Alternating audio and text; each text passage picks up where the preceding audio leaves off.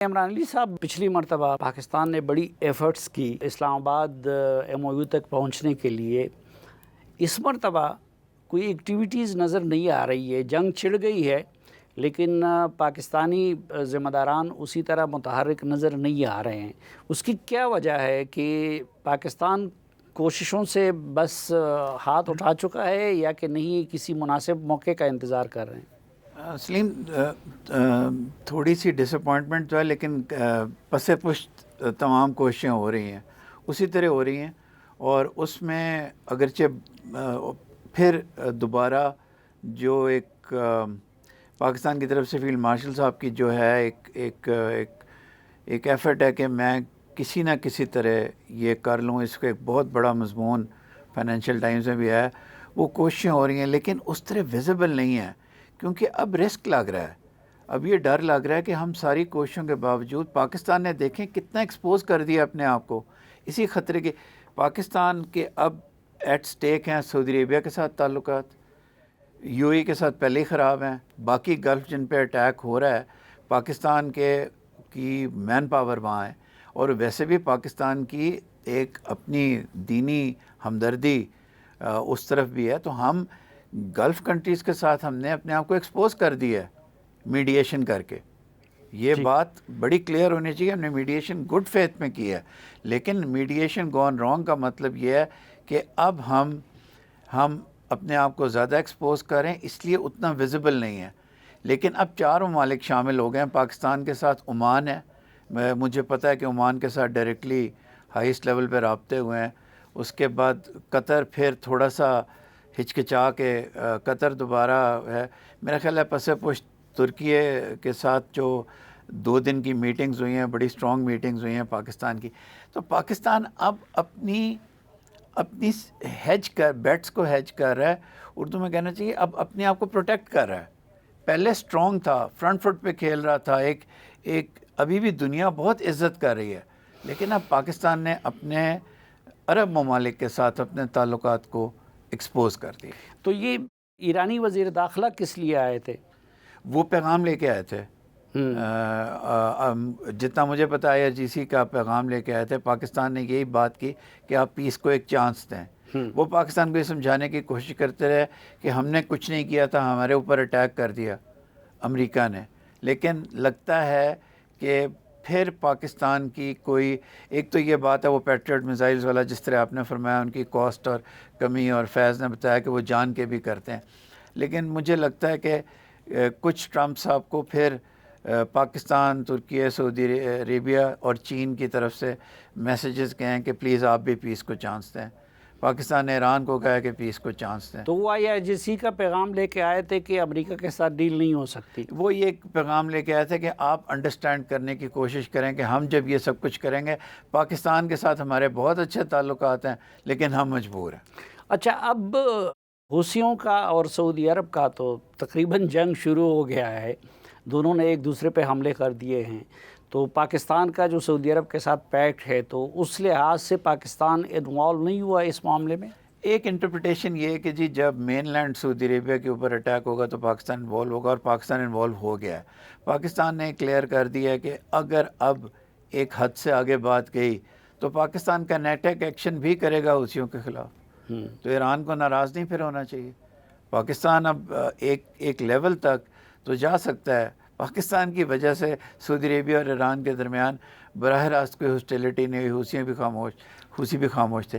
لیکن اب مسئلہ یہاں یہ ہے کہ ایران کا گیم پلان ہی ایک ہے.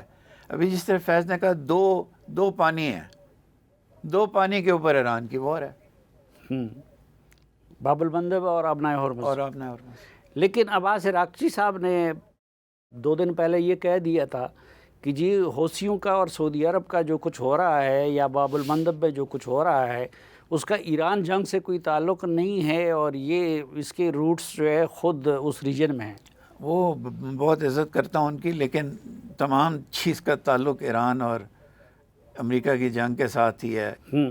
اچھا فیض الرحمان صاحب، جو سوال میں آپ کے پاس چھوڑ کے گیا تھا تو اس کا جواب چاہیے. جی، اور آپ نے مجھے کافی وقت بھی دیا سوچنے کا اس پہ. جی تو دیکھیے تو پہلی بات تو یہ ہے کہ ایک فرض کر لیتے ہیں کہ ہم اس وقت گلف میں کوئی اڈے نہیں ہوتے، امریکہ نے حملہ کیا ہوا ہے، اور اس وقت جو صورتحال ہے کہ ایران چاہتا ہے کہ آبنائے ہرمز پر اس کی حاکمیت ہو ہر لحاظ سے. تو آپ کا کیا خیال ہے جو ہاریزنٹل وارفیئر ہے، کیا وہ اگر اڈے نہیں ہوتے وہاں پر تو ایران اس کو اختیار نہیں کرتا؟ کیا اس آبنائے ہرمز کو بند نہیں کرتا جس سے کہ عمان، قطر، عراق اور تمام گلف کنٹریز متاثر نہیں ہوتے؟ تو میرا اپنا جواب یہ ہے سوچا سمجھا کہ نہیں، اس صورت میں بھی ایران ضرور گلف کنٹریز کو کسی نہ کسی نقصان پہنچانے کے درپے ضرور ہوتا. چاہے ہو سکتا ہے بامبنگ نہیں ہوتی، لیکن اقتصادی نقصان، یعنی آپ پوری ایکسپورٹس وہاں سے بند کر دیں. اچھا اب دیکھیے، اچھا اس کا دوسرا پہلو یہ ہے کہ آپ یہ سمجھیے کہ ہم اس پہ ایک پہلو یہ بھی ہو سکتا ہے کہ ہاں یہ کہا جائے کہ چونکہ وہاں اڈے تھے لہٰذا وہاں پر حملے کیے گئے.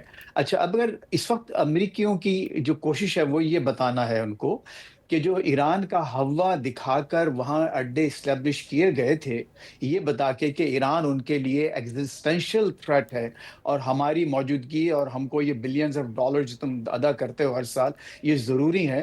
تو دیکھیے وہ پوائنٹ تو ثابت ہو گیا کہ ہاں واقعتاً ایران سے ان تمام ممالک کو بڑا شدید خطرہ ہے. 1 2 کیا اب اس خطرے کو نمٹنے کا کیا طریقہ یہ ہے کہ ان اڈوں کو وہاں سے ہٹا دیا جائے، یا ان اڈوں کی کارکردگی بہتر کیا جائے، یا کوئی نیا ایک پیراڈائم وہاں لایا جائے امریکن امبریلا کے تحت؟ میرا خیال یہ ہے کہ جو تھرڈ آپشن ہے، جو بات کر رہا ہوں کہ ایک نیا پیراڈائم وہاں کریٹ کیا جائے، وہ ہو رہا ہے جس میں کہ آپ نے دیکھا کہ کوڈ، جس میں ترکی، پاکستان، مصر اور سعودی عرب کی بات ہو رہی ہے.